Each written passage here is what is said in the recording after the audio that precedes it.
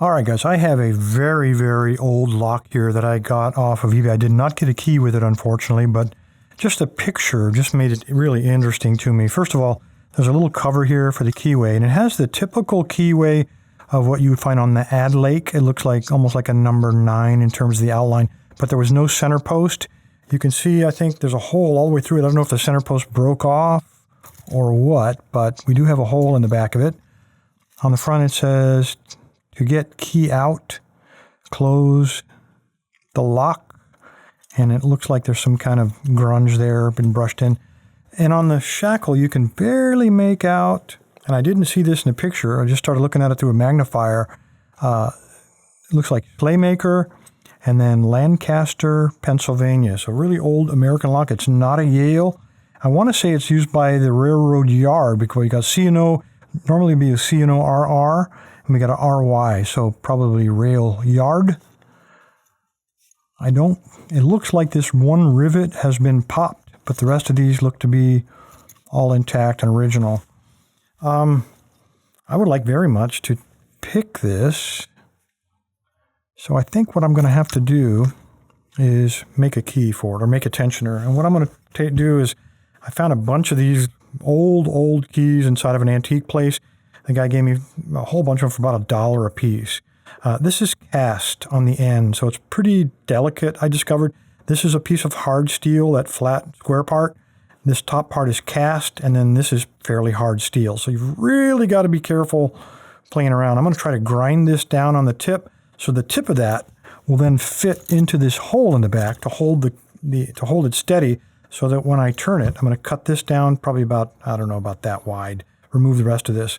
So that I turn it to tension it, it'll keep it aligned, and hopefully this piece will not break off. I'm going to have to grind a little bit, probably off of this side, so I can get a pick inside of there. Let me go ahead and come up with a tensioner, clamp this up, and let's see if we can't pick this old thing.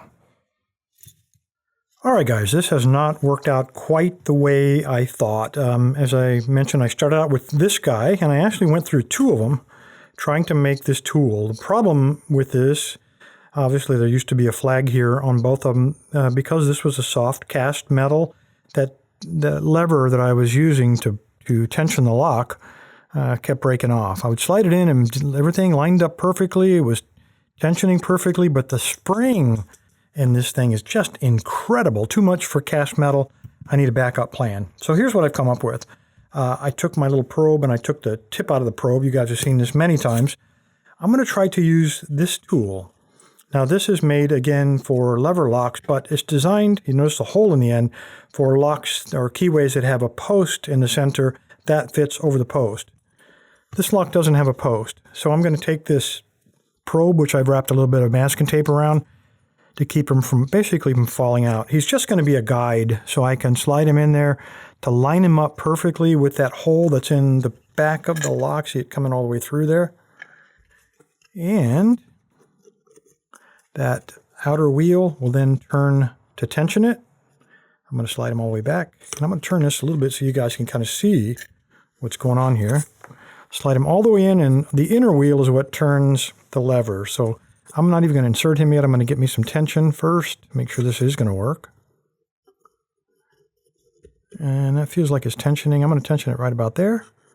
Slide this guy in, and hopefully with the same hand, because I think this is probably not going to be spring-loaded.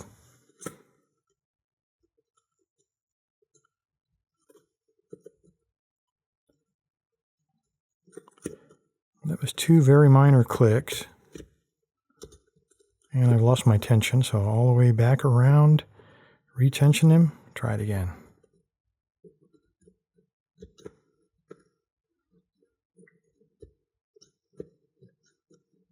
Let me just check that shackle. He has come out. He's very loose, but there's at least one lever still holding him.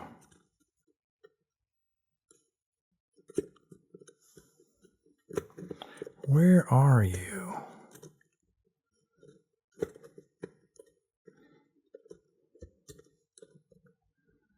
Nothing there. Second lever, nothing there. And the third lever, Try it again. Fell off.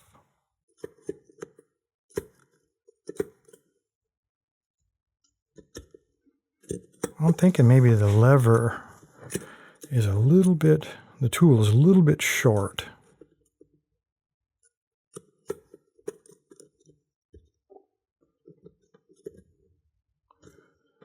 It's definitely influencing that shackle.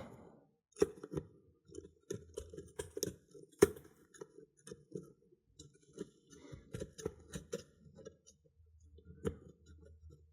me try and hold it with one hand and check him there. No. See if I can feel anything through the shackle.